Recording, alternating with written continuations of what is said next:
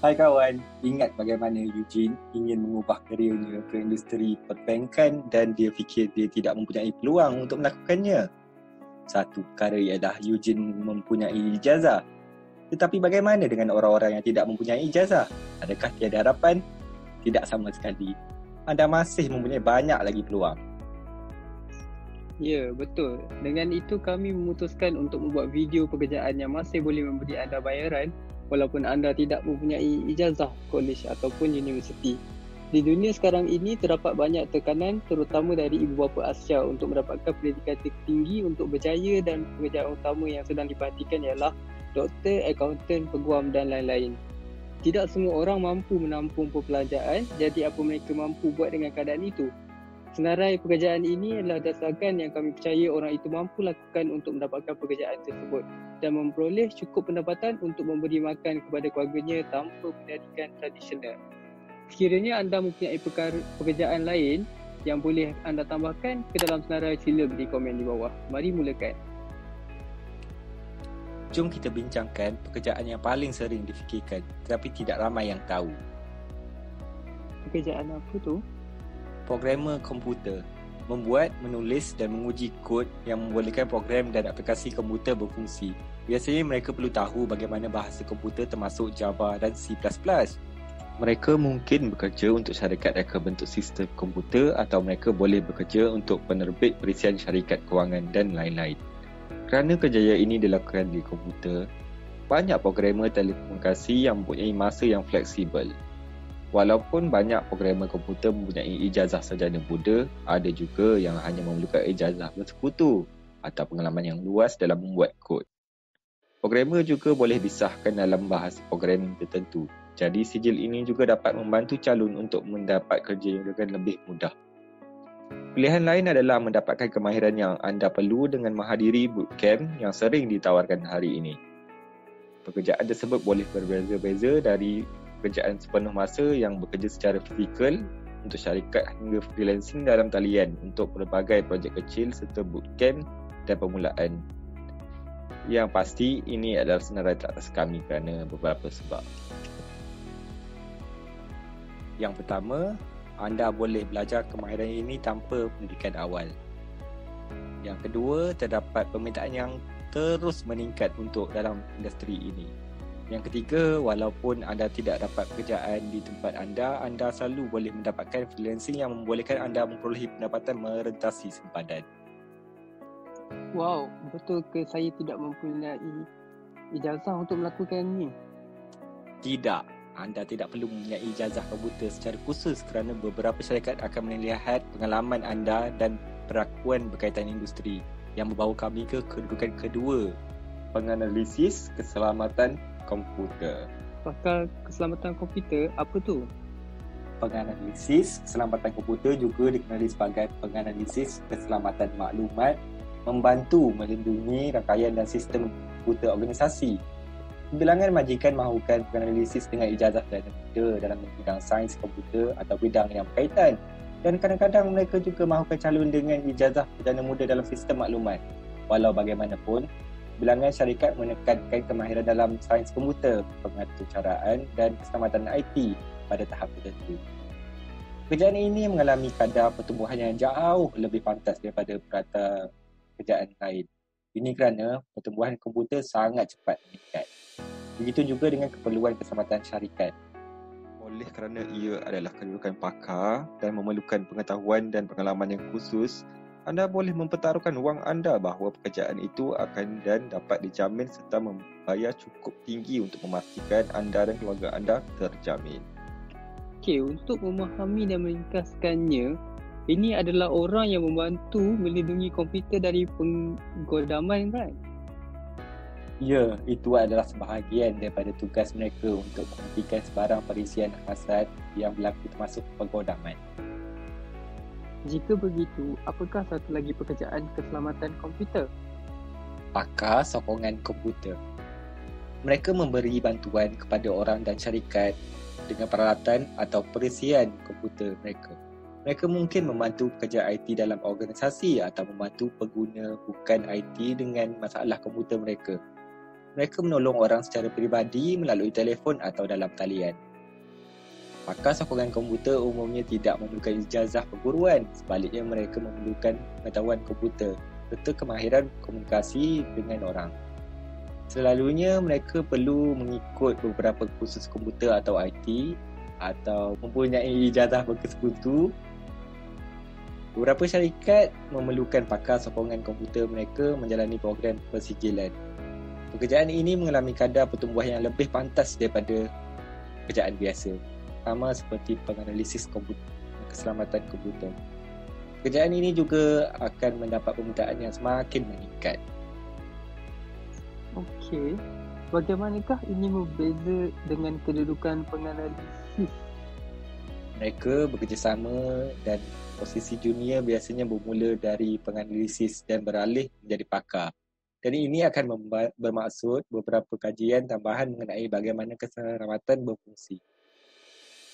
Seterusnya, pengurus pengkalan data ataupun lebih dikenali sebagai database manager. Apa tu? Pengurus pangkalan data, juga dikenali sebagai pentadbir pangkalan data, adalah seorang yang menyimpan dan mengatur data menggunakan perisian khusus. Ia memastikan bahawa data selamat dan tersedia untuk orang yang memerlukan akses ke data tersebut. Pengurus pangkalan data boleh bekerja di hampir mana-mana industri, tapi mereka biasanya bekerja untuk syarikat dalam reka bentuk dan sokongan sistem komputer. Walaupun beberapa pekerjaan pengurus pangkalan data memerlukan ijazah sarjana atau sarjana dalam sistem maklumat pengurusan, sebilangan pengusaha telah mencari pengurus pangkalan data yang mempunyai pengetahuan yang kuat tentang pangkalan data seperti bahasa permintaan struktur. Saya yakin anda perlu menjadi orang yang teratur untuk menyukai pekerjaan seperti ini. Semua kedudukan berkaitan dengan komputer memerlukan anda teratur dengan baik, dan mungkin ini adalah salah satu sebab mengapa orang tersebut tidak mahu meneruskan kerjaya di dalamnya. Bayangkan orang yang tidak teratur menjalankan komputer. Apa yang mungkin berlaku ya? Berpotensi kita tidak akan memiliki komputer sama sekali. Jika untuk memastikan tersusun dengan betul, ada dua sisi kawalan, pentadbir dan penyampai perkhidmatan yang akan kita lihat selanjutnya. Seterusnya, pentadbir sistem rangkaian dan komputer. Pentadbir sistem rangkaian dan komputer memasang dan mengendalikan sistem komputer untuk syarikat, kerana hampir setiap industri mempunyai sistem rangkaian dan komputer. Pentadbir ini bekerja di setiap bidang, dari IT hingga kewangan, hingga ke pendidikan. Walaupun beberapa pekerjaan pentadbir sistem komputer dan rangkaian memerlukan ijazah sarjana muda, semakin banyak perlukan pekerjaan hanya memerlukan sijil, pasca sekunder dan kemahiran komputer yang kuat. Jadi, adakah ini bermaksud ada orang yang dapat kerja macam ni? Berpotensi untuk mendapat pekerjaan apapun bergantung pada minat orang itu dan apa yang ingin mereka capai pada masa akan datang. Seterusnya, jom kita lihat. Penganalisis, penyampaian, perkhidmatan. Penganalisis penyampaian perkhidmatan memastikan pelanggan mendapat perkhidmatan berkualiti tinggi. Dia menganalisis bagaimana perkhidmatan disampaikan dan bagaimana mereka dapat ditingkatkan. Dia biasanya menggunakan perisian untuk mengesan kualiti dan kecekapan pengalaman pengguna. Walaupun keperluan pekerjaan penganalisis penyampaian perkhidmat berbeza mengikut industri, penganalisis umumnya memerlukan kemahiran komputer yang kuat. Pekerjaan penganalisis penyampaian perkhidmatan memerlukan pengalaman, umumnya sekurang-kurangnya 3 tahun dalam industri, serta pengetahuan mengenai perisian penyampaian perkhidmatan yang digunakan syarikat.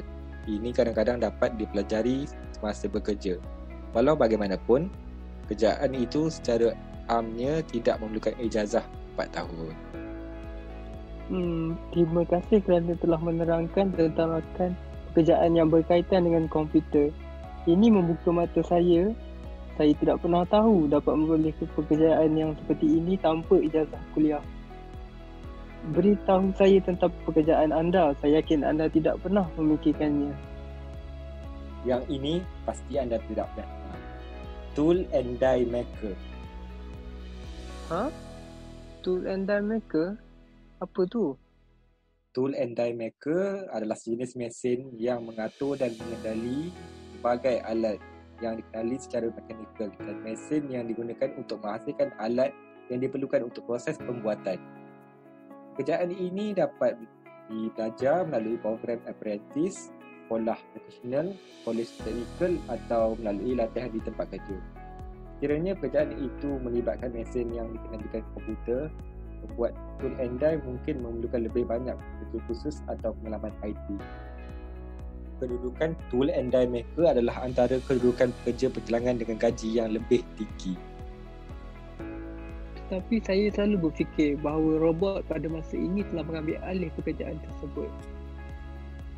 Tak, itu adalah salah anggapan umum. Misalnya, jika anda melihat Korea, salah satu negara yang paling maju teknologi di planet ini dengan beberapa kilang canggih, bolehkah teka telefon masih dipasang oleh manusia? Selain itu, juruteknik farmasi. Sekarang tunggu sebentar. Jika dalam bidang kesihatan manusia, anda mesti mempunyai ijazah universiti untuk ini kan? Anda keliru juruteknik farmasi dengan ahli farmasi yang sebenarnya.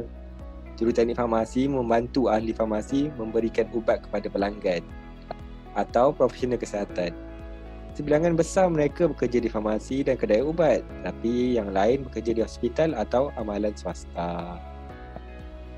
Kerana kebanyakan juruteknik farmasi belajar melalui latihan di tempat kerja, ijazah 4 tahun umumnya tidak diperlukan. Banyak sekolah vokasional teknikal menawarkan program dalam teknologi farmasi. Beberapa di antaranya memberi pelajaran sijil selepas 1 tahun atau kurang. Menarik. Semestinya luar biasa dalam latihan pekerjaan. Saya tidak menyangka mereka tidak memiliki ijazah universiti untuk pekerjaan ini. Kemudian, penyelia barisan pertama pegawai pembetulan. Pegawai pembetulan? Saya tiba-tiba berfikir tentang siri TV Prison Break. Orang-orang itu berperangai buruk. Tapi baik atau tidak bergantung pada kepribadian masing-masing. Lagipun ianya hanya siri TV. Anda tidak akan mengharapkan mereka digambarkan dengan baik sekiranya mereka harus melawan watak utamanya. Betul? Tetapi pada hakikatnya jika anda selalu berminat dengan penguasaan undang-undang tapi atas sebab apapun tidak mengikuti akademi polis, apa yang anda perlu lakukan? Kedudukan penyelia di institusi pembetulan mungkin sesuai untuk anda. Anda akan bekerja dengan pegawai lain dan mengajukan penjara. Dan yang terakhir, broker hartanah. Broker hartanah tidak mungkin orang yang memberi nasihat tentang keputusan hartanah mengubah hidup, tidak memerlukan ijazah. Tidak. Sekiranya anda menyukai orang dan melihat hartanah penjualan dan sewa di kawasan anda dan mempunyai pendekatan berorientasi terperinci, teratur, membuat urus niaga, urus beli harta tanah, seperti membeli, menjual, menyewa dan mengatur pinjaman, mungkin ini adalah untuk anda. Wow, baiklah. Senarai anda sangat mengejutkan dan ini telah membuka mata saya. Saya rasa kita berdua belajar sesuatu yang baru hari ini. Sudah tentu. Mari kita ringkaskan keputusan utama kita hari ini. Yang pertama, anda tidak perlu memerlukan ijazah 4 tahun untuk memohon pekerjaan yang bergaji tinggi. Pekerjaan kola baru adalah pekerjaan yang memerlukan kemahiran keras tertentu, tetapi tidak semestinya ijazah sarjana muda. Pekerjaan kola baru adalah rujukan utama untuk sebarang pekerjaan yang berkaitan dengan komputer. Nombor 2, banyak pekerjaan kola baru yang memerlukan latihan dan pendidikan bergantung pada peranannya. Anda mungkin perlu melabur dalam ijazah atau sijil bersekutu. Contohnya, Microsoft Professional diberikan oleh Pusat Pendidikan Microsoft. Yang ketiga, kadar bayaran dan pertumbuhan bervariasi. Seperti pekerjaan sebelum melakukannya. Beberapa pekerjaan kola baru menawarkan gaji yang lebih tinggi dan pandangan pekerjaan yang lebih baik daripada yang lain. Dan akhir sekali, jangan sesekali berputus asa. Elon Musk yang merupakan CEO Tesla dan juga SpaceX pernah tweet bahawa dia juga tidak peduli jika anda lulus sekolah. Terima kasih kerana melihat video versi ini. Saya harap anda mendapat sedikit sebanyak ilmu dari video kami. Tolong like, share dan subscribe dan undi video versi pilihan anda di komen di bawah.